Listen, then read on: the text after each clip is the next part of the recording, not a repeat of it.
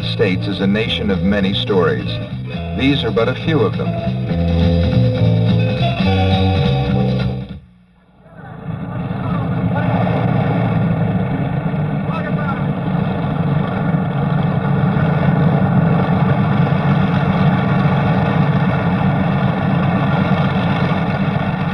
If you don't recognize this object, that's understandable.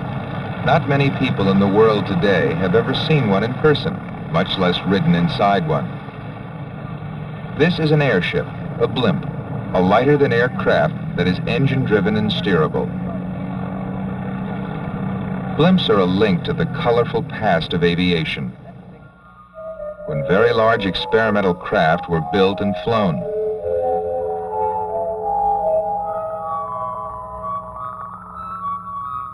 Available technology would now permit the building of even bigger airships. Their low fuel use, large freight capacity, and long-range ability could be harnessed to meet many of the world's needs. Airships fly because they are filled with a non-flammable gas called helium that is lighter than air. They trace their ancestry back almost 200 years. Built by a private firm, the Goodyear Tire and Rubber Company, the Mayflower and her sister ships America, Columbia, and Europa are the only United States blimps flying today. 3 are based in America and 1 in Europe.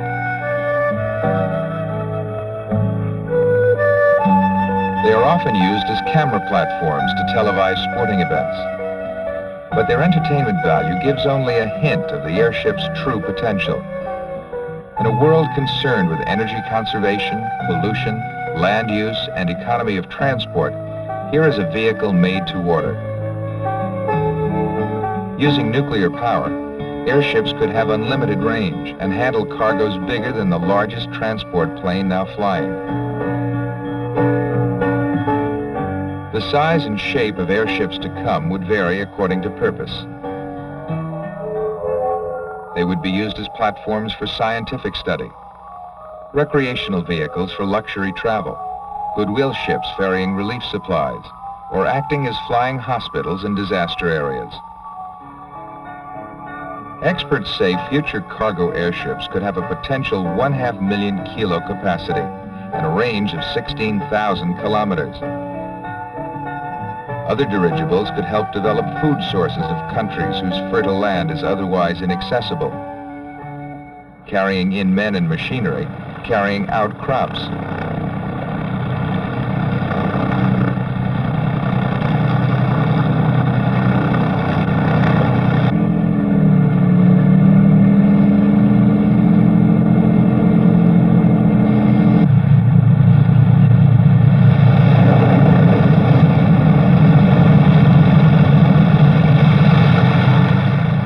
Using hoists, the airship need not even land.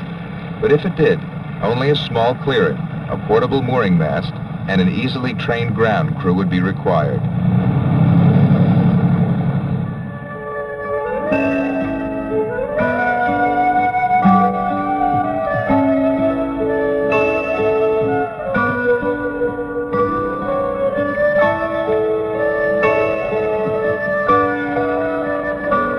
Of aviation is taking another look at airships as one of the answers to transportation needs of the future.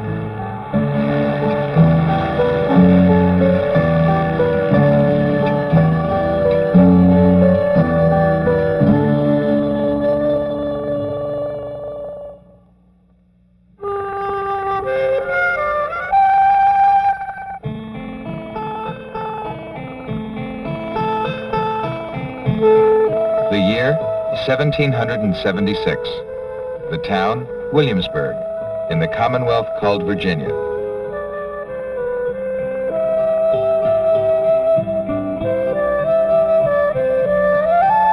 The College of William and Mary, chartered by a grant from King William and Queen Mary of England, the second oldest college in the American colonies. Associated with the college, Thomas Jefferson, Peyton Randolph, George Washington, John Marshall, James Monroe, Benjamin Franklin. Nearby, a favorite meeting place for intellectuals, the Raleigh Tavern.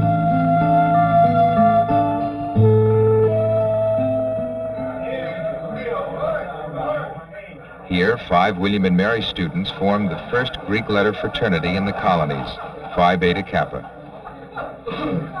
Originally devoted to literature, debating, and jollity, it has evolved into an honor society, recognizing intellectual capacities well employed. 200 years later, the College of William and Mary remains the spiritual center of Phi Beta Kappa, despite the fact that chapters have formed at 151 colleges, universities, and graduate associations across the nation and in other countries. Today, there are about 120,000 living members. Phi Beta Kappa has become the most respected scholastic fraternity in the United States. To qualify, a student must demonstrate overall academic excellence, no matter what his field of study. Membership in Phi Beta Kappa is a highly coveted academic honor, bestowed upon many who have subsequently become some of the most influential people in the country, including 13 past presidents of the United States.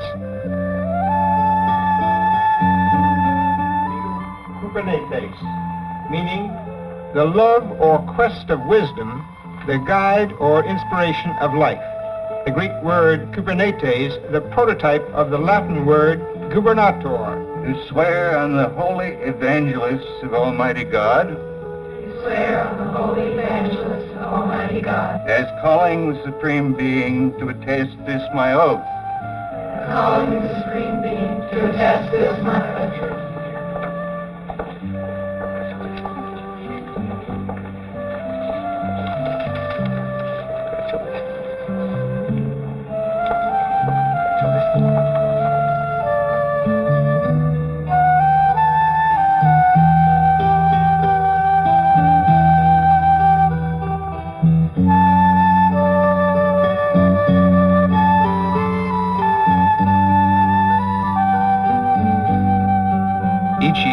One student is asked to express the meaning of this honor for himself and his fellow students at the initiation ceremonies. Thomas Jefferson, alumnus of this college and one of the original members of Phi Beta Kappa, recognized the diversity of the human condition. It is highly interesting to our country, he wrote, to provide that every citizen in it should receive the degree of instruction to which his intellectual ability suited him. From those of ability, then, Mr. Jefferson expected much. Every man ought to serve society to the extent of his ability, and from those of the greatest ability, the greatest service is due. We, the initiates, hope that we can show our appreciation for the distinction shown us tonight by the quality of our service to others.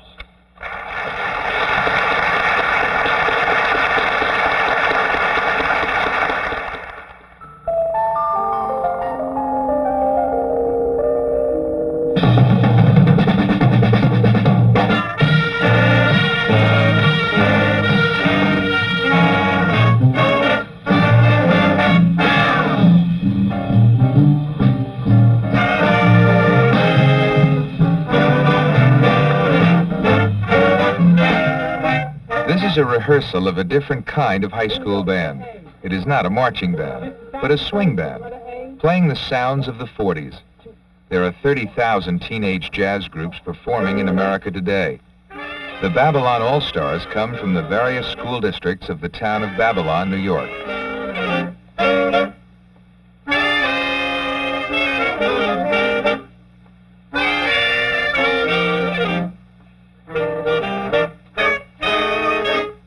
They depend on the community for support. The town council lends financial aid. The schools offer their facilities for rehearsals. And the parents encourage their children's efforts as enthusiastic audiences.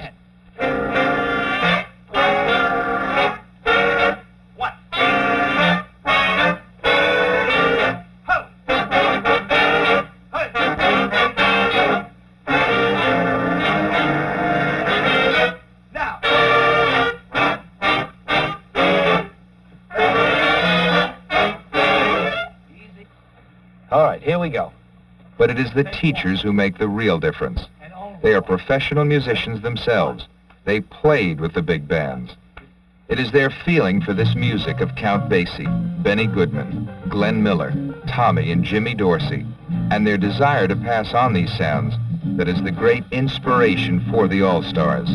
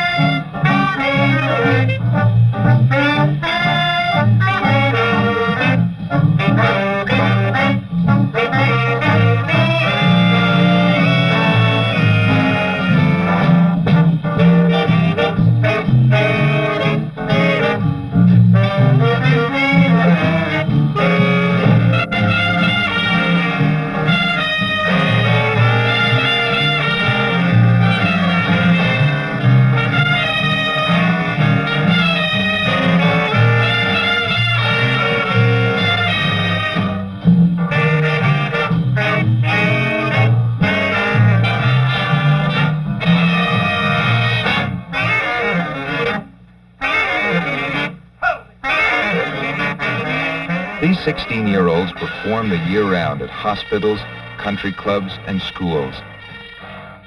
The All-Stars have appeared at Montreal's Man and His World Festival and have been invited to participate in the American Youth Speaks Through Jazz Festival in Paris.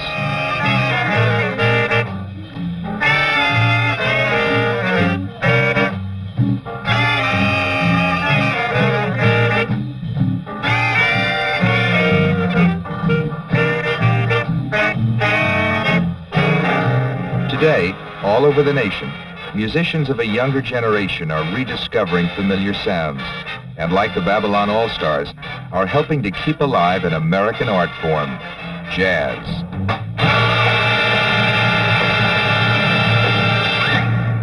Sure. All right.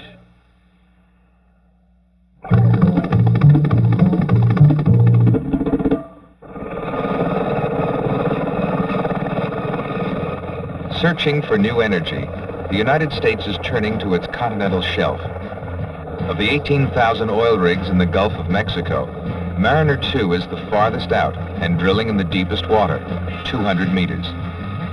There are other offshore fields in the North Sea and off the coast of Africa and South America. Most rigs stand in shallower water on firm legs, but Mariner 2 is a free floating vessel held in place by 4 huge sea anchors. Fresh food for the 60-man crew is brought 200 kilometers from the mainland by a high-speed launch. The weekly shuttle also brings out new drill heads, spare parts, and fuel to keep the rig operating. Mariner has 2 hulls. From the bridge above, seawater is distributed to the hull beneath the water to keep the vessel level. The hulls are connected by 6 hollow legs. A boat stands by ready to evacuate the crew in case of emergency. 2 3,000 horsepower generators supply the power to operate the rig. Somewhere beneath the ocean floor is a lake of oil covered by a dome of natural gas. After studying seismic data, geologists of the Amoco Production Company think it might be here. But the only way to tell for sure is to drill. The odds against finding oil or gas are 9 to 1. The odds against finding enough to be commercially feasible in a new field are 50 to 1. But one hit can make up for all the misses.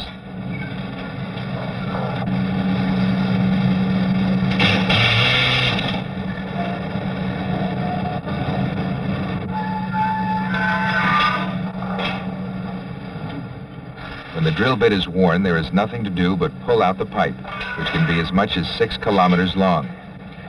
To raise such a weight, the derrick must be able to lift 700,000 kilos.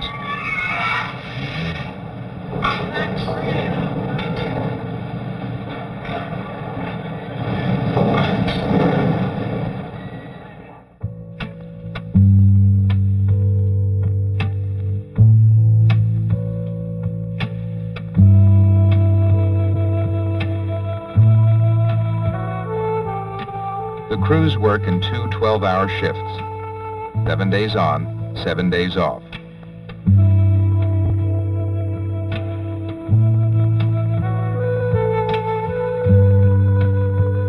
Food is good and plentiful.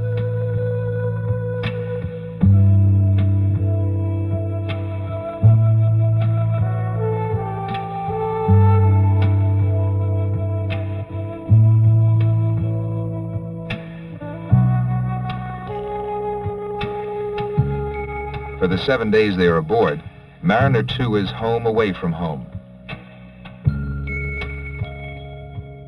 Most of the men have families and work on small farms or second jobs while ashore. As with all men whose lives literally depend on each other, a strong sense of camaraderie develops within each crew.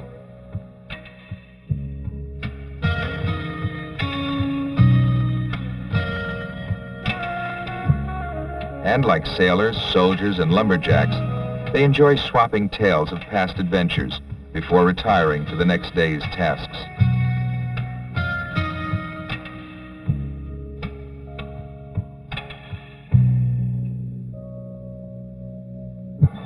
The work never stops. At 3 a.m., a blowout prevention stack is lowered through the deck hold. It will sit on the ocean bottom, ready to choke off the well if the drill suddenly punctures a pocket of high-pressure gas and oil. Blowout stacks prevent wasteful oil spills and protect the crew from dangerous explosions and fire. A hose will feed a special chemical mix down through the center of the drill pipe. This maintains safety pressure inside the pipe, cools the bit, and carries the drill cuttings back to the surface.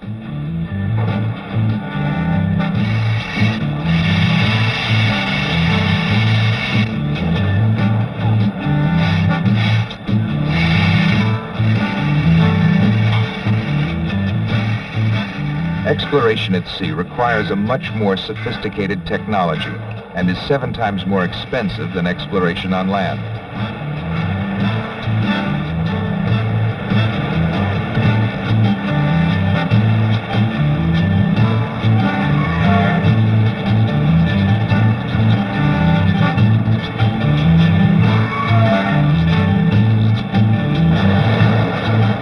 After 10 hours, the blowout prevention valve and the stack have reached the ocean floor. Before drilling can proceed, a TV camera is lowered into the water to check that all fittings are tight and the hoses are unsnarled.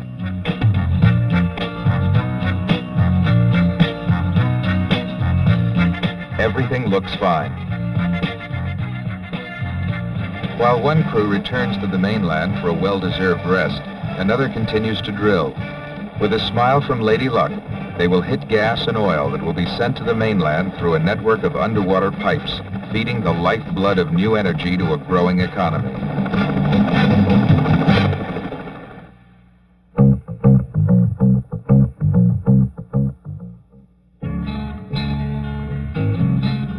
Avalanche, a constant source of danger to skiers.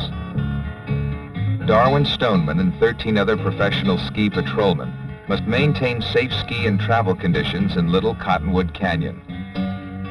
This serene-looking canyon, tucked away in northwest Utah, is the home of Alta, a ski area famous for its ideal snow conditions.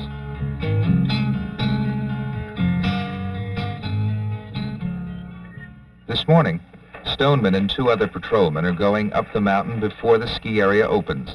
They are going to start an avalanche.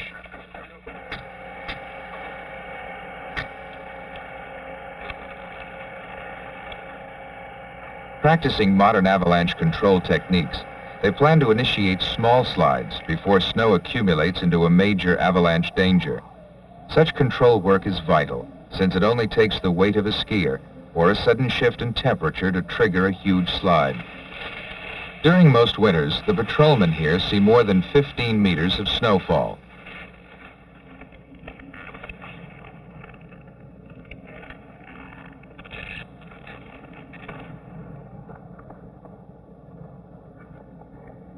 High-powered guns shoot explosive projectiles to blast snow off steep slopes.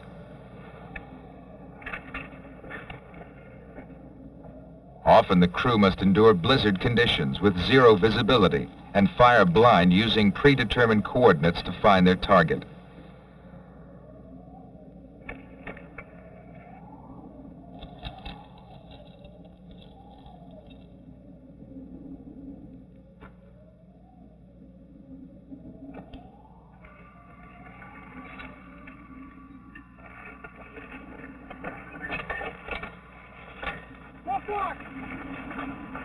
Okay, ready to fire.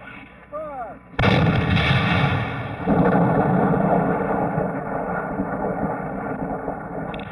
The team runs through a well-rehearsed procedure to ensure their safety while firing.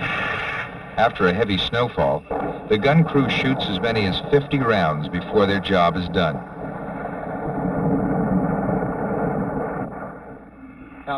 When the last shot has been fired, Stoneman radios a report to the base of the mountain, and the ski area opens for the day.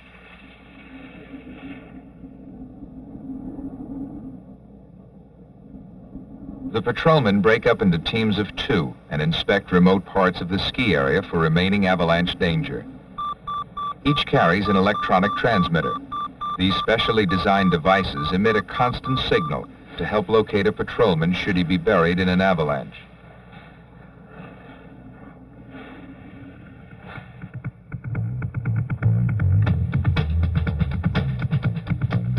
All patrolmen are also trained as emergency medical technicians.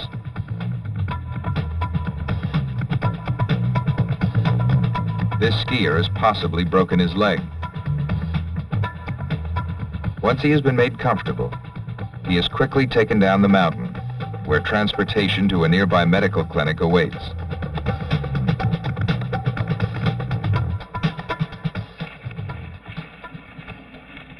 The patrolmen close a section of the ski area where they will place explosive charges.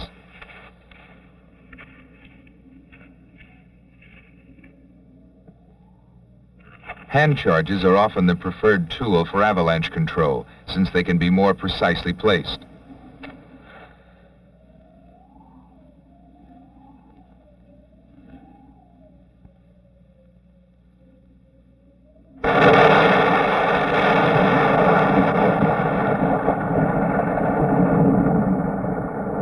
Once the cloud of snow is cleared, a deep fracture line remains at the top of the slide area. It is examined for clues about conditions under the surface snow, clues that will help predict future avalanche danger. Of course, to Stoneman, skiing is more than a job, and the end of the day usually leaves time for one last run. Darwin Stoneman, one of the best skiers in Alta. But look out below!